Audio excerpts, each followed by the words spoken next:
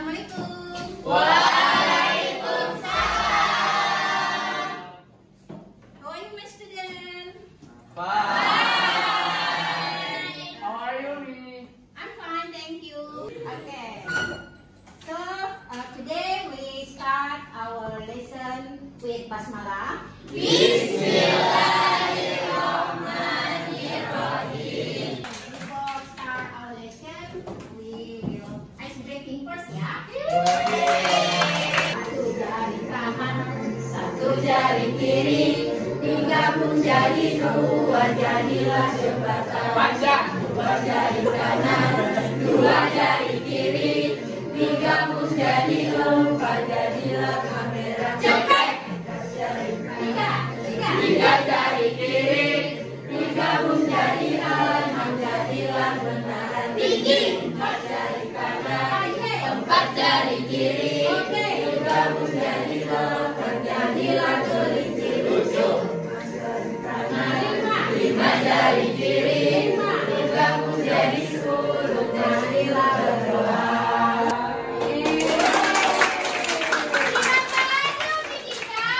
Kami sayang Ubi Cika. Thank you very much. Ini namanya stick knot. Stick knot. Each one.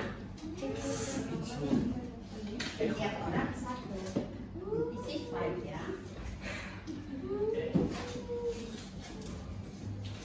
Oke, karena kelas kalian sudah duduknya berkelompok, jadi saya tidak perlu membagi kelompok lagi ya. Iya. Okay, what's your name? Make a stick knot. And then write your opinion about kertas kerja. Berdiri nanti nih ya.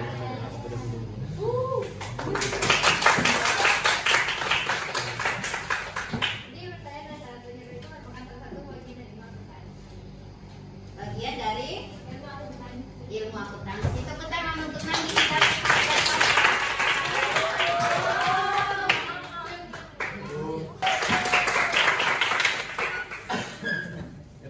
Kertas kerja adalah catatan yang digunakan untuk mengetahui suatu hasil dari pengerjaan agar dapat mengetahui laba atau rugi. Yeah, tepuk tangan.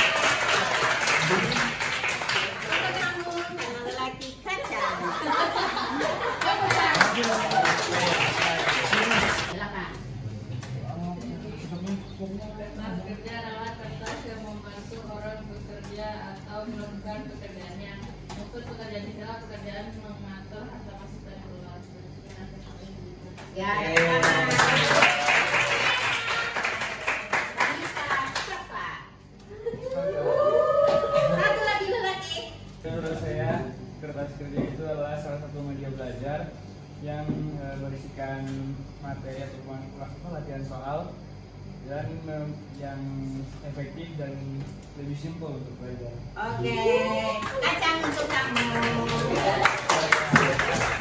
Ya, baik, terima kasih semuanya. Nanti kita akan tahu secara lengkap kertas kerja itu apa, dan kita akan simpulkan bersama-sama di akhir pembelajaran. Kertasnya disimpan yang kuning ya. Baik. Any question sampai di sini? Ada pertanyaan? Ya, kita akan masuk ke kertas kerja atau bahasa Inggrisnya worksheet. Apa? Worksheet. Jadi pelajaran kita hari ini tentang kertas kerja. Nanti tujuan pembelajarannya apa? Question tadi kita sudah mengajukan. Kita akan bicara tentang pengertian kertas kerja, contoh kertas kerja. Nanti dikerjakan sesuai kelompoknya dan kita membuat kertas kerja menggunakan aplikasi Excel. Ya, oke. Sekarang tujuan pembelajaran di sini peserta didik mampu menjelaskan berbagai elemen yang perlu ada dalam kertas kerja perusahaan jasa. Kemudian mengerti pentingnya struktur dan format yang tepat dalam penyusunan kertas kerja. Kemudian meningkatkan kemampuan analisis peserta didik terhadap contoh kertas kerja yang tersedia. Nanti bisa bagikan kertas kerjanya. Nah, sekarang di balik kertas kuning kamu mau jawab yang ini atau yang ini, terserah. Atau yang ini bagian laki-laki jawabnya, yang ini perempuan. Ya, Silakan dikerjakan lagi di kuning, kertasnya dibalik. Singkat saja. Untuk pertanyaan tim Putra, sebuah perusahaan jasa pelatihan di Kota Malang kesulitan untuk menarik klien baru karena kurangnya promosi yang menarik. Bagaimana cara mereka menyusun kerja yang efektif untuk memperbaiki posisi mereka di pasar? Kertas kerjanya kamu tambahin apa? Kemudian yang perempuan, seorang pengusaha muda di Jogja ingin membuka usaha catering, namun tidak tahu bagaimana cara membuat kertas kerja yang mampu mendapatkan investasi. Apa saja elemen penting yang ia harus masukkan dalam kertas kerja tersebut? Jadi kamu lihat, ini perusahaan apa, nak? Jasa. Oke. Apa yang akan masuk paling penting di dalam kertas kerjanya dia? Poin yang paling penting, ya. Kemudian untuk yang pengusaha muda membuka usaha catering, apa yang paling penting? Satu, misalnya Bu Cica atau Ibu Cica punya perusahaan salon, paling penting adalah pendapatan jasa salon. Kemudian perlengkapan salon. Perlengkapan salon apa aja? Oh, perlengkapan saya. Sabun,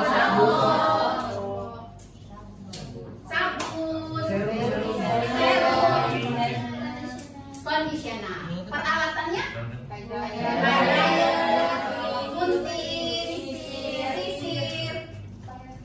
Apa itu namanya yang kayak helm? Steam. Oh, steam. Ya. Oke. Bisa maksudnya seperti itu saja. Yang paling penting di poin perusahaan ini apa? Silakan tulis di kertas kuning kalian. Yang mau contohkan Putra 1, Putri 1. Langsung jawab aja, nggak usah malu-malu ya. Oke, jadi untuk membuka usaha catering, ia harus mempersiapkan modal untuk membeli peralatan makan dan alat memasak serta karyawan yang menyumbangkan jasa untuk memasak. Setelah modal, ia harus memanage keuangan dan memperhitungkan laba maupun rugi yang bisa terjadi. Ya, tepuk tangan.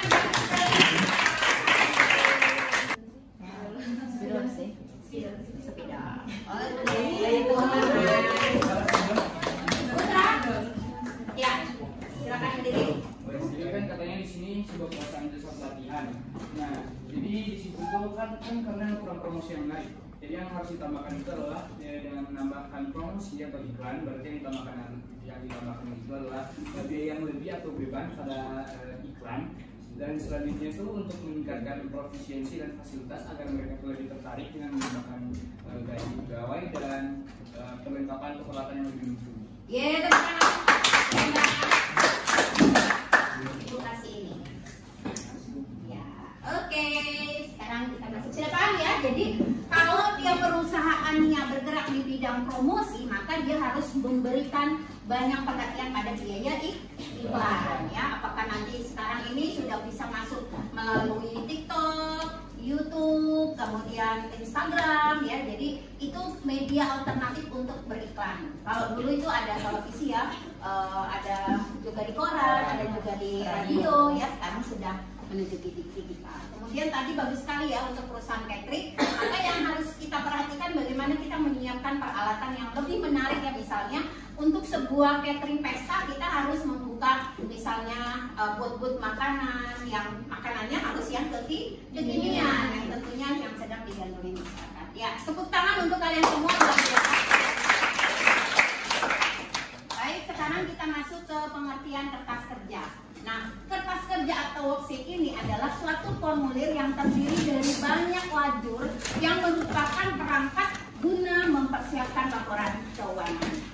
Nah, bagaimana cara membuatnya? Yang pertama kita harus menuliskan identitasnya terlebih dahulu. Jadi ini penting, ya, karena ini adalah identitas. Seperti Ibu Cica sekarang memakai identitas papan nama. Jadi ada orang atau tamu yang belum kenal Ibu Cica sudah bisa memanggil karena sudah ada papan namanya. Nah, jadi identitas di dalam suatu laporan itu sangat penting. Kemudian nama laporan, karena kita membuat laporan kertas kerja, maka jangan lupa nama nomor 2 adalah laporannya kita tulis kertas kerja. Kemudian periode, jadi periodenya apakah akan berakhir di bulan Desember atau di bulan Juni. Jadi apakah perusahaannya membuat laporan triwulanan, 6 bulanan atau 1 tahun. Kemudian kita mau putuskan nih, apakah kertas kerjanya 8 kolom, 10 kolom, atau 12 kolom. Nah, kolom-kolom ini isinya apa saja ya?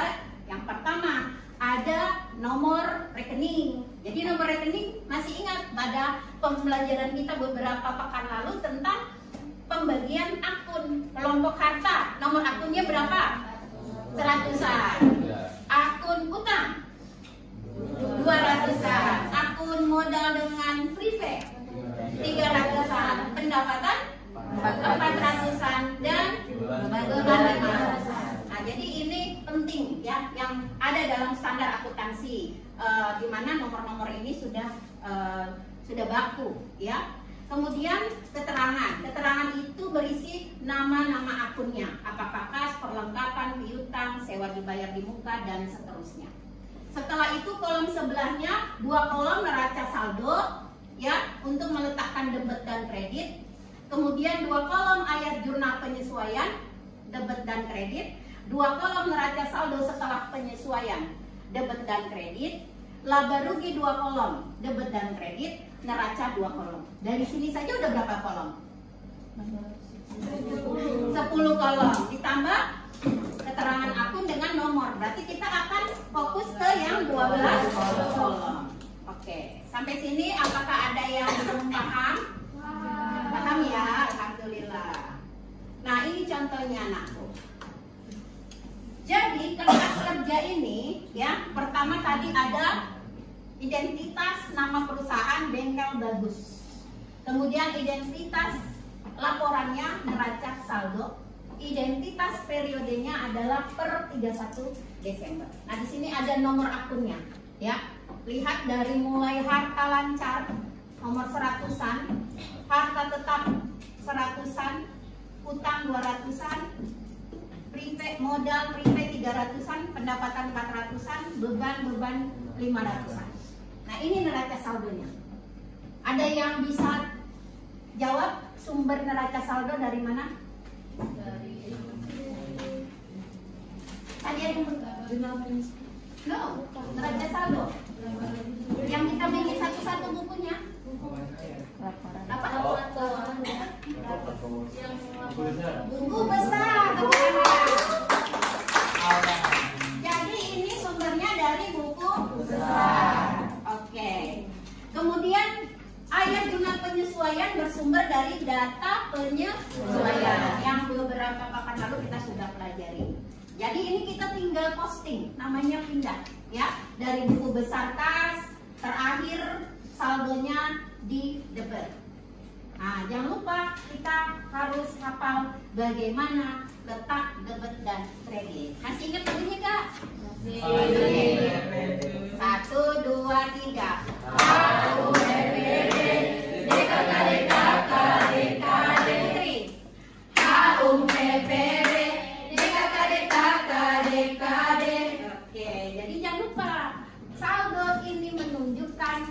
Saldo normal daripada akun-akun yang ada. Lanjut kita ke ayat penyesuaian. Setelah kita membuat data penyesuaian menjadi ayat jurnal penyesuaian, kita tinggal posting ya. Di sini ada beban perlengkapan di debit, lawannya perlengkapan perawatan. Kalau seperti ini ada yang ingat nggak dia pendekatannya apa? Bebannya duluan. Pendekatannya laba rugi atau neraca?